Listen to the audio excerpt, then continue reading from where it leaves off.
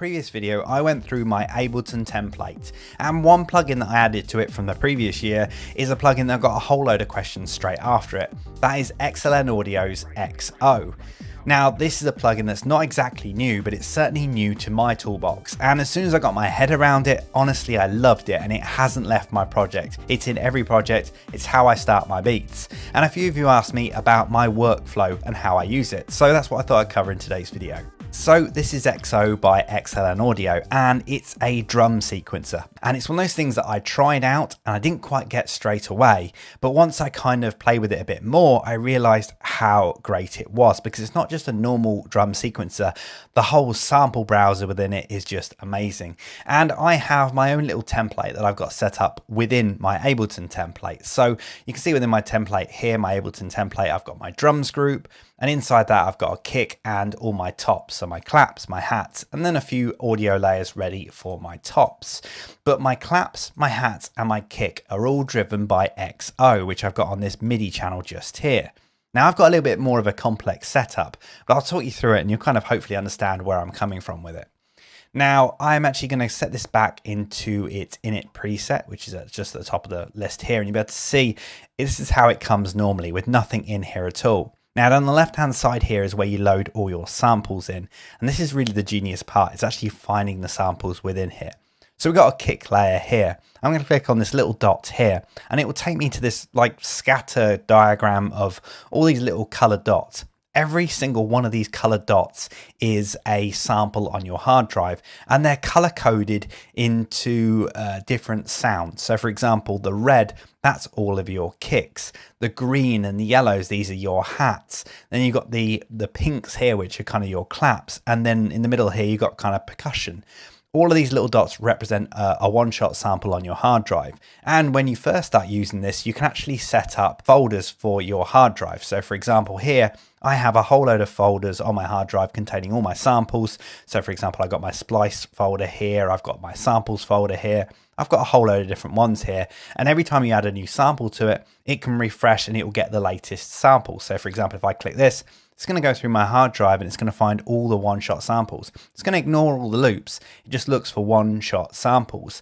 And it actually analyzes every single sample and kind of identifies whether it's a kick or a clap or anything else like that. So let's go back into the kick again. If I click on this little button here, as I say, we can see all these different samples here. And what I can do is I can click on my mouse and then drag and preview any of the kicks within here.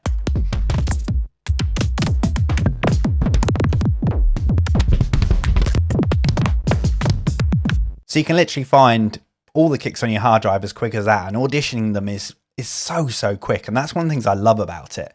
But if I zoom in, which you can do with the scroll wheel, you can actually see just how many samples I've got here. And when you find a sample that you like, what you can do is you can then use the arrow keys on your keyboard to find samples that sound just like that. So we're using the sample that we just found as our starting point, and then you can use the arrow keys on your keyboard to find kicks that sound like it.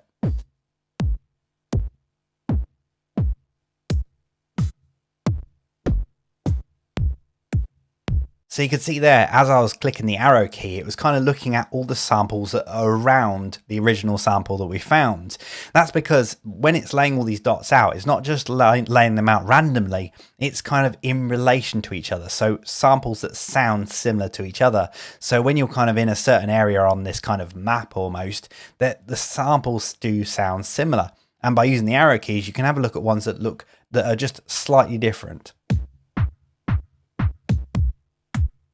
And then when you find the sample that you like, you hit the little tick mark here, and that'll just confirm it. And then we can see we now have that sample in here. And if I go along to the right here, this is the sequencer within here, a standard sequencer. So what I'm going to do is I'm going to put a 4/4 kick in there. Now this isn't going to do anything just yet. I need to set up host sync, make sure host sync is on. That's on. Now if I press play within my DAW, that'll then play that kick back. So I've got that kick within there now. Let's add a clap. I'm going to do exactly the same thing within here. I'm just going to zoom out. Let's have a look at our claps. Zoom in a bit more. So I think that one's going to work. What I'm going to do is, without actually even confirming it, I can actually use the sequencer at the bottom here to put those claps in. So I've now got a kick and a clap in there, but if I don't like that clap, I can actually audition different samples over the top of it by pressing that arrow key.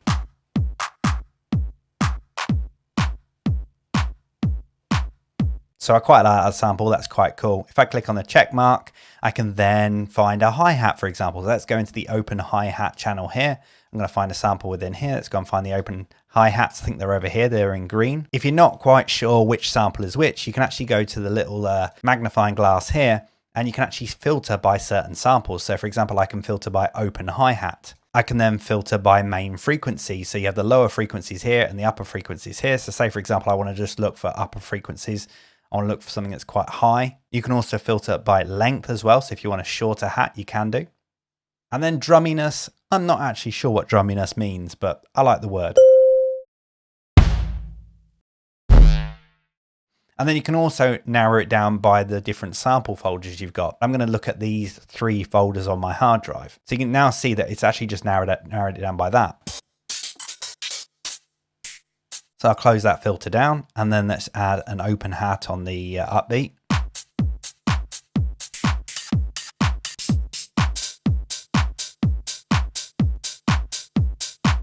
So I quite like that hat, that's really kind of cool. Let's click OK on that one. Now there's a whole load of other controls within here. For example, we got the little waveform here. If I click on this, we can actually trim down that hat if we want to.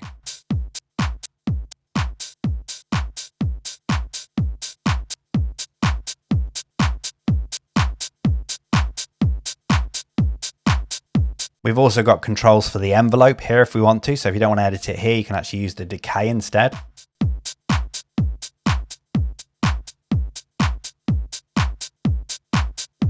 We've then got pitch as well.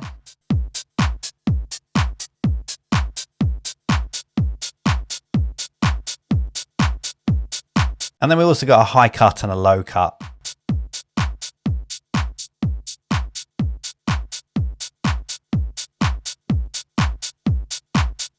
Now, one of the things I do love about this is there is a global swing on here as well, but you can also add swing to every single layer as well. So I'm going to put a bit of global swing on here, and actually put a couple of 16th notes in there as well. Just give it a little bit of swing. Let's have a look.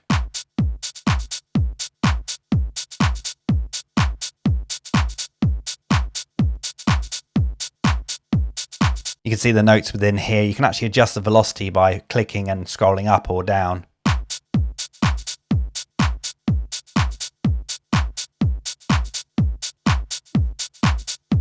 So as you can see, it's dead easy to get a beat going with this, but one of my favorite things about it is that at any point you can just swap out that kick, for example. If it's not working within your track, you can then just swap it out really quickly and find something that does work. So I've got my hat and my clap and I've got my kick going, but I'm not too keen on that kick. I can always swap that out whenever I want to.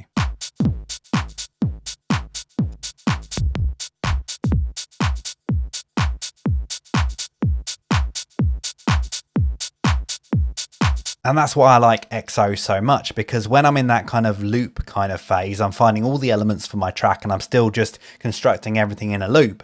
I can have everything, all my drums inside of XO. And then if I need to, I can just switch out that kick really quickly, audition another one, see if that works. Same with the hat, same with the clap, same with any of the percussions that I put in with this. Now I do have a kind of weird little routing thing going on here, because usually this would all be coming out of one channel. So we've got the XO channel here. It would all be coming out of this XO channel. However, the way I've got it routed up is that I like all my claps and my hats in a tops group. That's how I always work. So I've got a clap channel here and I've got a hats channel here. Now what I've actually done is I've actually got the input coming from XO into the clap channel and into the hat channel. So we can see here, I've got XO, I've got it coming out of XO and I've got it coming in from bus 2 of XO. So XO actually has multiple outputs. If I go into XO here, you can see that the clap here, if I click on this little button here, we can see the output is going to bus 2. And I've got my hi-hats here, they're going out to bus 3. So this means you can actually have multiple outputs out of XO and put them into different channels. Now this helps me get a kind of feel for, you know, kind of the beats and how I want to mix them, because on these channels, on these individual channels here, I can put whatever EQ I want onto them. So before I even start like making the track and bouncing any audio, I'm kind of getting the sounds exactly how I want to. So once I've built my whole loop up, I've got everything all ready to go and I'm ready to start arranging. How do I get my samples out of XO and start using them as audio within my DAW? Well, it's a little bit more complex, obviously, because of the way I've set this up. If I go to the export button here, I can click render WAVs, and what this will do is it will render out every single channel. Now, the only problem is when you're actually outputting it to multiple buses, when you render these, they render as silent. So what I've actually got to do is I've got to go through each one of these channels and put them back to the master. So each one of these that were previously on a different bus, I've got to put them out to the master. And then what I can do is I can go to the export again, render them again, and you can see now I actually have the samples. And what I can do is I can just very simply drag and drop these onto the channel. So I've got the hat here. I can just drag and drop that onto the hat channel here. I've got the clap here. I can drag and drop that onto the clap channel. And then the kick within here, I'm going to drag and drop the kick onto that channel there. And then I can just close XO and I'll just mute it as well. I need to make sure that the input is set to off. And now I've got these loops ready to go.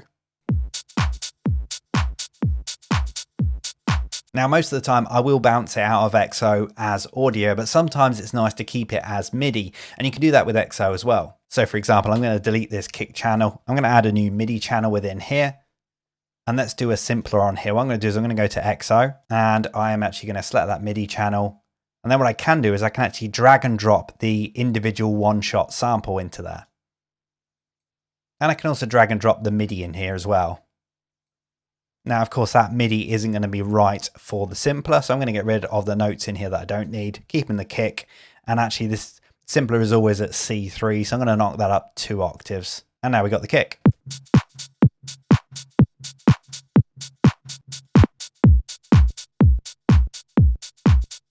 And that's really the basics of how I use XO within my workflow. I mean, generally, obviously, then I come up with all the other layers around that, and I might even put some percussion top loops over the top of it as well. But generally, I'll keep everything in XO until I'm ready to start arranging, because I want to make sure that obviously everything is sitting right. But the main advantage of having XO providing all the beats is that I can swap out any of those samples at any point and audition them really quickly.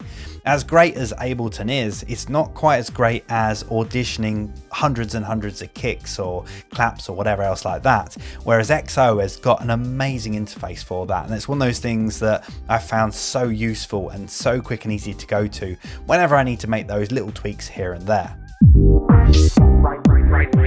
Right now, I'm gonna bring it back to the funk.